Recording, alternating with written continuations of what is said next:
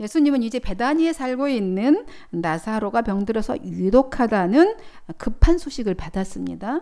그 말씀을 듣고서도 이 병은 죽을 병, 그 병 죽을 병이 아니야. 하나님의 영광을 위함이고 하나님의 아들이 영광 받으시게 하기 위해서 그렇게 하신 거야 라고 주님이 말씀하여서 그들을 돌려보냈죠. 그리고서 거기서 이틀을 더 머물렀습니다. 즉시 안 따라 나서고 우리 친구 이제 그리고 이틀 동안 지나고 나서 정말 사랑하는 자였잖아요. 사랑하는 자가 이렇게 병들어 죽게 됐는데 안 가시고 이틀을 유하시고 이틀이 이제 지나자 아이고 우리 친구 나사로가 잠들었으니까 깨우러 가자 제자들아 이제 이렇게 말씀하십니다. 그러니까 제자들이 나사로가 중병이 들었는데 잠들었으면 깨우러 가자 했으니까 잠들었다면 회복되는 거 아닙니까? 얼마 전에 우리 지금 여기 왜 와 있습니까? 주님 얼마 전에 유대 땅에서 돌로 치려고 했고 강압적으로 자기를 붙잡으려고 해서 이곳으로 피해왔지 않습니까? 그럼 잠든 나사로가 이제 잠들었다면 깨우러 굳이 그렇게 살기가 등등한 위협적인 그 동네에 가실 필요가 있겠습니까? 당연히 그렇게 말을 했습니다. 그러자 제자들이 얼마 자신의 이제 안위를 염려한 거잖아요. 그러니까 예수님께서 그랬죠. 예수님의 말 뜻을 못 알아들은 거예요. 반면에 제자들이 잠들었다라는 거 주님의 개념은 그죠? 잠들었다는 게 생명이 본인에게 있으니까 깨우면 되는 거죠. 근데 제자들의 입장에서 볼 때는 뭐 그냥 일반 우리 육신적인 잠이 들었다라고 생각을 한 거죠. 그렇게 하니까 주님이 이제 팩트 말씀하시죠. 나사로가 죽었다. 나사로가 죽었다. 이렇게 말씀하십니다. 그러시면서 굳이 그렇게 갈 필요가 있냐라고 하니까 야 지금은 낮은 알다시피 12시간이 낮이잖아. 해 뜨는 순간부터 해 지는 시간까지 12시간이 낮인데 하나님이 그 낮을 주관하신다. 그래서 낮에 다니는 사람은 밤에 사는 악한 자들이 밤에 다니는 12시간 낮도 12시간 밤도 12시간인데 그 악한 밤에 있는 그 악한 자들이 낮에 있는 사람은 어떻게 할 수 없다. 걱정하지 마라. 주님이 이렇게 말씀하신 거예요. 그래서 죽은 나사로 내가 다시 살려내겠다라는 것입니다. 다시 깨우겠다는 말씀이죠. 그리고 예수님과 제자들은 베다니로 오셨는데 이미 나사로는 죽어서 장사된 지가 벌써 나흘째가 되었습니다. 나흘이 되었다는 것은 이제 나사로는 마리아와 마르다가 예수님께 사람을 보낸 그 날로부터 그 날에 바로 죽었다는 거야. 쉽게 하니까. 그죠? 그래서 날짜를 나흘이 됐다. 그 말은 그러니까 마리아와 마르다가 나사로가 병들어 죽겠습니다. 라고 전한 그날 바로 죽은 거예요. 바로. 나흘이 됐다는 걸 어쨌든 시간상으로. 이틀 유하셨잖아요. 이틀 유하시고 오셨으니까. 가는데 하루, 오는데 하루길이에요. 동편, 요단강 건너편 베다니는 이쪽 유다 베다니에서 하루길. 그래서 그러니까 계산해 보면 딱 나흘이 된 거예요. 그러니까 바로 그날 죽은 거야. 바로. 그래서 팔레스타인은 이제 온도가 높잖아요. 높아서 시신이 죽으면 바로 매장을 해야 돼요. 바로 매장을 하고 처리를 해야 됩니다. 그래서 유대인의 장례 기간은 이미 7일간인데 그것이 이제 그들의 이제 상례이죠. 그러니까 예수님과 제자들은 지금 장례 기간 내에 온 거예요. 나흘이 되었다라는 것은 7일간 장례 기간이니까 지금 나흘 후에 장례 기간에 오셨습니다. 문상 온 거죠. 그러니까 19절에 보니까 많은 유대인들이 위로하러 왔다라고 기록되어 있습니다. 그러니까 이걸 보면은 나사로가 생전에 많은 사람들한테 덕을 베풀었고 살아왔다라는 것을 우리가 추론해 볼 수가 있는 것입니다. 그러니까 왜 장례식을 보면 그 사람의 인생이 보인다는 말이 있지 않습니까? 그러나 이렇게 인간이 그렇게 많은 덕을 베풀고 꿈도 꾸고 살았지만 죽음 앞에서는 이렇게 허약할 수밖에 없다는 것도 우리가 깨닫게 됩니다. 그 이웃 간의 위로와 사랑도 그렇게 많이 풍성한 사람들이 위로하러 분병하러 왔지만 죽음이라는 그 명제 앞에는 한계가 있다는 것을 우리가 알게 됩니다. 이렇게 장례식에 참여한 사람들이 이 공통적으로 우리가 느끼는 게 있어요. 장례식에 많이들 참여해 보셨잖아요. 장례식에 참여하게 보면 느끼는 게 있어요. 참 인생은 허무하구나. 인생은 참 허무한 것이구나 라고 이렇게 느낍니다. 그러면서 거기에서 회환과 또 무력감과 두려움도 또 함께 느끼게 됩니다. 그래서 나사로는 이제 죽어서 이제 무덤에 있은 지 나흘이나 되었어요. 그렇게 애타게 기다리던 예수님께서 이제 드디어 베다니에 오신다는 소식이 들려왔습니다. 두 자매의 예수님을 대하는 태도는 그런데 참 대조적이라는 생각이 들어요. 오늘 말씀을 보니까. 마르다는 이제 마을 입구까지 달려가서 예수님을 맞으러 갑니다. 그런데 마리아는 그냥 슬픔에 잠긴 채 조용히 집안에서 앉아 있습니다. 마르다가 나가서 이제 문상객을 맞이하는 것을 이제 상주들이 이제 하는 행동이에요. 왜냐하면 문상객이 오면 우리도 상주는 그죠? 상주가 가서 맞잖아요. 아무리 내가 슬퍼도 울지도 못하고 가서 맞습니다. 이 문상객들을 맞는 것처럼 거기도 이제 그런 이제 장례 문화가 있었던 거죠. 예, 하느님 우리나라도 마찬가지잖아요. 그렇게 곡하고 그죠? 아이고 또 곡 예전에는 곡도 했어요. 그래야만 됐어.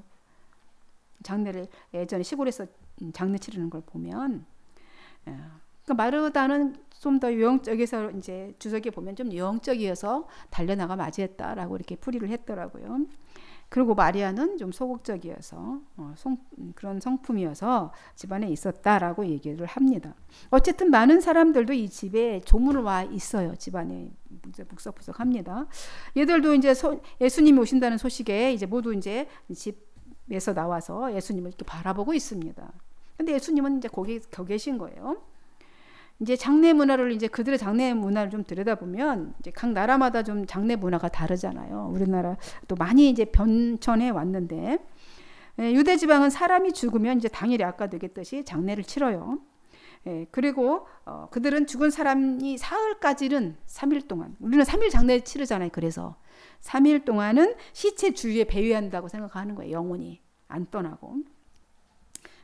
그리고 사흘 후에 있다가 떠난다는 생각을 하는 거죠. 그래서 온 가족이 막 울어.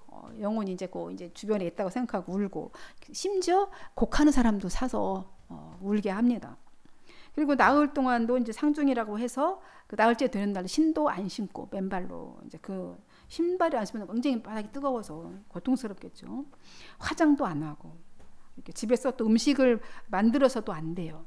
그래서 문상 오는 사람들이 음식을 갖고 와서 먹는데 거기서 술이나 고기 같은 것도 안 먹습니다. 그러니까 유대인들의 무덤은 땅을 파서 우리는 매장을 하잖아요. 근데 그들은 굴을 파서 시체를 그곳에 안치해 둡니다. 그래서 문상객들은 거의 한 달 동안 문상을 하는 거예요. 장례 문화가 그래요. 거기가. 우리도 예전에 시골에서 보면 다들 저도 이제 아버지 돌아가셨을 때 동네 사람들이 와서 장례를 치르는데 음식을 동네 사람들이 다 했어요. 저희 가족이 하지 않고 와서 팥죽도 막 엄청 많이 끓여오고 뭐 이것저것 그렇게 해서 했던 기억이 있습니다. 비슷한 것 같아요. 이 나라나 우리 나라 저 아랫동네 사람들의 그런 장례 문화도 비슷한 것 같습니다. 이제 예수님과 마르다의 대화가 이제 이어집니다.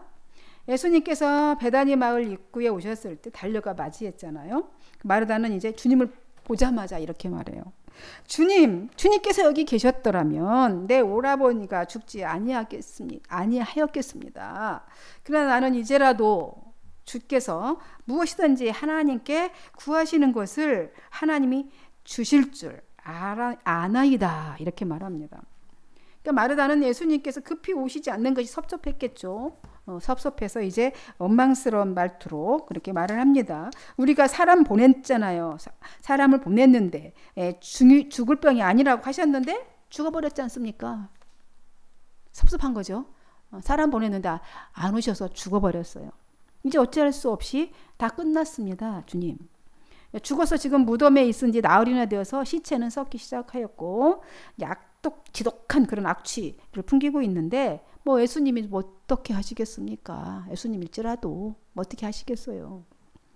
죽을 병이 아니라고 하시더니 죽었고 나흘 전에 뭐 방법이 없다. 이렇게 말하는 겁니다. 그러니까 바라옵기는 예수님은 하나님의 아들이시니까 죽은 나사로 오라버니가 하나님 품 안에서 좀 쉴 수 있도록 하나님께 좀 기도 좀 해주세요. 이렇게 말하는 겁니다. 마르다의 이 말을 들으신 주님은 마르다에게 진정하시고 네 오라비가 다시 살아나리라 이렇게 말합니다. 그래서 마르다가 이렇게 대답하죠. 예, 마지막 날 부활 때에는 오라버니가 다시 살아날 줄 저도 압니다. 이렇게 말해요. 이것은 유대인들의 부활 신앙이에요. 죽으면 다시 부활한다는 유대인들의 부활 신앙이 그 당시에 있었습니다.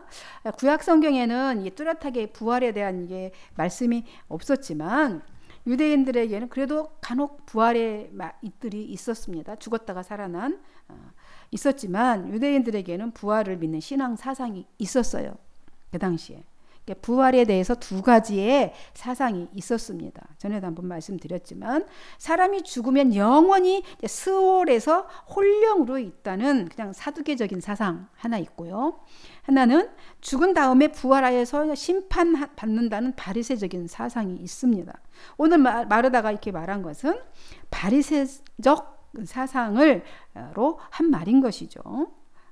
예수님이 말씀하신 부활이라는 것은 전혀 다른 말을 하고 있는 겁니다. 이들이 자기가 갖고 있는 부활관, 부활신앙관 이야기를 한 거예요. 이에 대해서 예수님이 부활과 생명에 대해서 내가 말한 부활은 그 부활이 아니야 라고 얘기하시는 것이죠. 나는 부활이요 생명이니 나를 믿는 자는 죽어도 살겠고 살아서 나를 믿는 자는 영원히 죽지 않을 것이다. 이것을 네가 믿느냐? 이렇게 주님이 물으십니다. 그러니까 여기서는 이제 주님이 여기서 부활 다시 살리리라 아까 앞부분에 내가 네 오라비가 다시 살아나리라 한 것은 현세적인 부활을 말씀하신 거예요. 죽었다가 살아나시는 것이라는 말씀인 것이죠. 그런데 실제로 부활은 현세로 복귀하는 것을 부활이라고 말씀하지 않습니다. 현세로 다시 돌아오는 것을 부활이라고 하지 않고요. 그래도 나사로는 살았지만 다시 죽었잖아요. 영원히 지금까지 살아있는 게 아니고 예수님이 부활이고 생명이라는 말씀은 오직 부활과 영생은 예수님께만 있다는 말씀인 것입니다. 그리고 마르다에게 네가 이거 믿느냐라고 질문하시는 겁니다. 여러분은 이것을 믿습니까?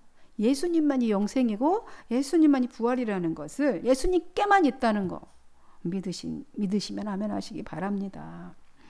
마르다는 미래의 부활, 즉 죽은 다음에 하나님의 심판대 앞에 이루어질 부활만을 생각을 했습니다. 그런데 주님은 현재에서도 부활의 생명으로 살아가고 육체의 장막을 벗는 날 하나님의 나라에서 영생으로 부활할 것을 말씀하신 것입니다. 이것을 믿느냐고 지금 주님이 물으셨어요. 그러자 마르다가 대답합니다. 예 주님. 믿는다는 얘기죠. 예 주님. 예수님은 그리스도이시고 이 세상에 오신 하나님의 아들이십니다. 이렇게 고백을 합니다. 주는 그리스도시요 살아계신 하나님의 아들이십니다. 그래서 많이 어감이 오죠. 그렇게 말을 합니다. 신앙 고백을 했어요. 이 말을 하고서 이제 마르다가 다시 집안일에 혼자 있는 마르다를 향해 갑니다. 예수님을 맞으러 오지 않은 그 동생을 불러요. 그래서 야 주님이 오셔서 너를 찾는다 라고 말합니다. 그 말을 듣고 마르다의 행동은 즉시 주님이 나를 찾는다 하니 즉시 일어나서 예수님께로 달려갔습니다. 근데 주님은 그 마을 입구에 서가지고 안 들어오셔요. 마을 안으로 들어오시지 않냐고 여전히 그 자리에 계십니다. 마리아가 이제 달려나가자 이제 마리아 곁에서 많은 사람들이 마리아를 막 울고 슬퍼하니까 위로하고 있던 사람들이 우르르 마리아를 쫓아 따라갑니다. 왜냐하면 예수님을 이제 혹시 같이 무덤으로 마리아 나사로 무덤에 막 달려가니까 무덤 오빠 보러 가기 위해서 막 울려고 가나 싶었더니 마리아가 예수님을 보더니 그 발 아래 엎드리더니 똑같이 마르다가 말한 것처럼 똑같이 말합니다. 주님이 여기 계셨더라면 제 오빠가 죽지 않았을 겁니다 하면서 이제 액션이 좀 달라요. 마르다랑 마리아는 이제 그러면서 거기서 대성통곡을 합니다. 주님 앞에 발에 엎드려서 몸부림치면서 대성통곡하면서 울었어요. 마리아가 얼마나 서럽게 울었던지 따라온 사람들도 함께 큰 소리로 울었다 그랬어요. 말씀에 보니까 얼마나 마리아가 막 우리 옆에서 막 울면 같이 울잖아요. 막 서럽게 막 통곡하면서 울었다는 얘기예요. 이 모습을 보시고 주님이 너무 마음이 아팠어요. 마음을 아파하시며 함께 눈물을 흘리셨습니다. 여러분, 주님은 눈물에 약하십니다. 남자가 여자의 눈물에 약하다며요. 주님은 우리 인생의 눈물에 약하셔요. 우세요. 일이 해결이 안 되면 울면 돼요. 주님이 울니까 다 해결하시잖아요. 마르다를 만났을 때는 울지 않으셨잖아요. 마르다는 그죠?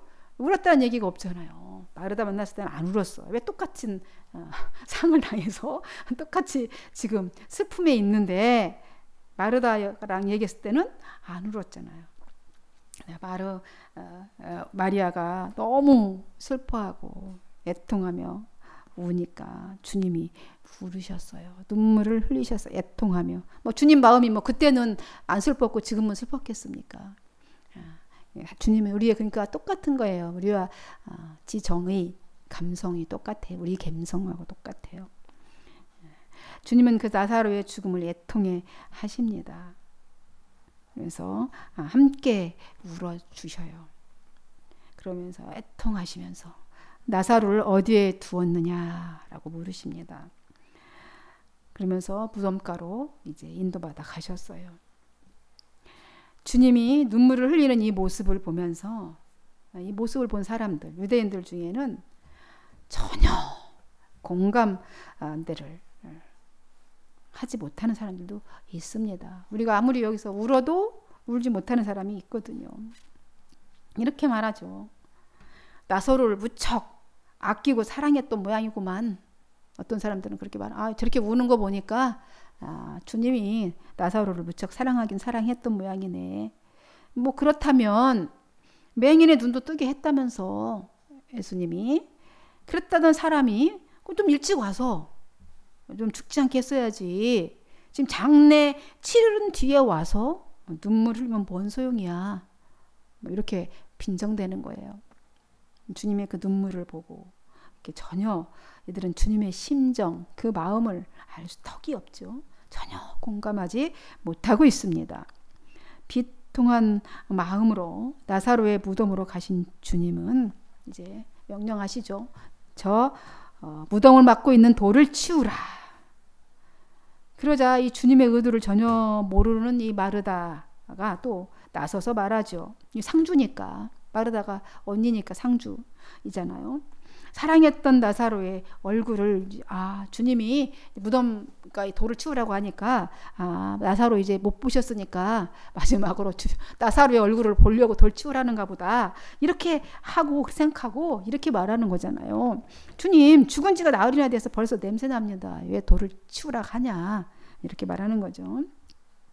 그러자 주님이 마르다에게 분명히 말씀하십니다. 내가 믿으면 하나님의 영광을 보리라 내가 하지 않았냐.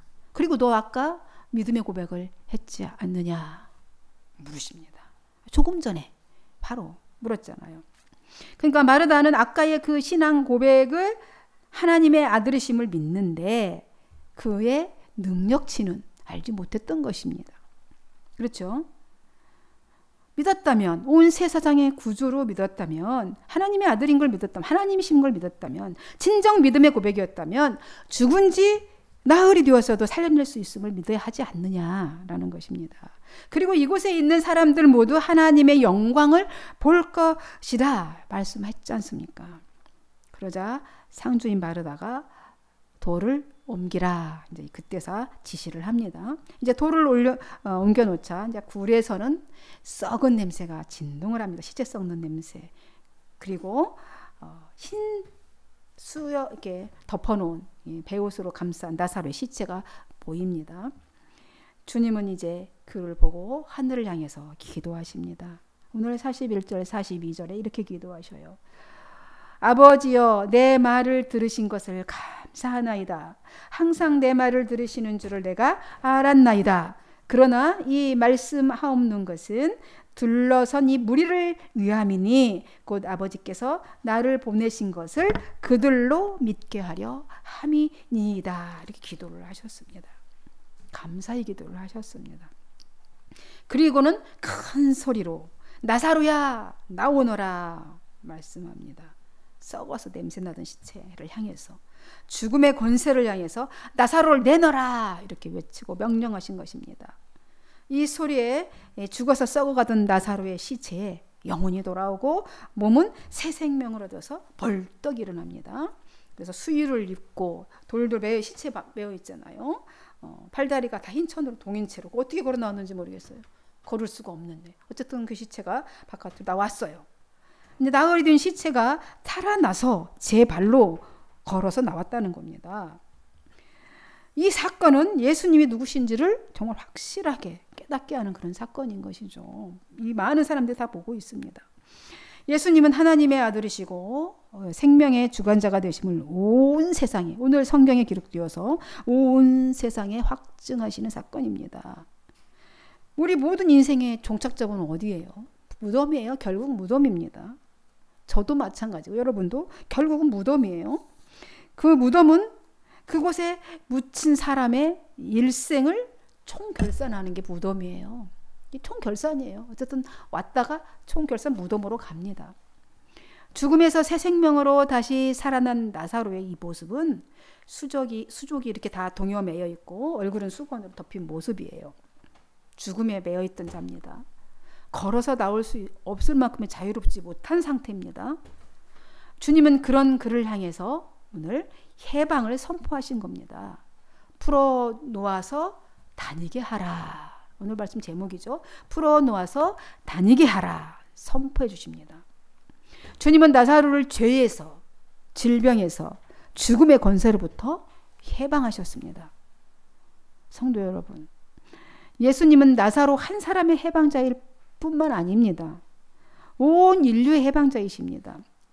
나사로의 죽음을 통해서 십자가의 죽음과 부활을 예표하시고 마침내 이를 믿는 자들에게 부활과 영생과 자유가 주어지게 되는 것을 지금 선포하셨습니다.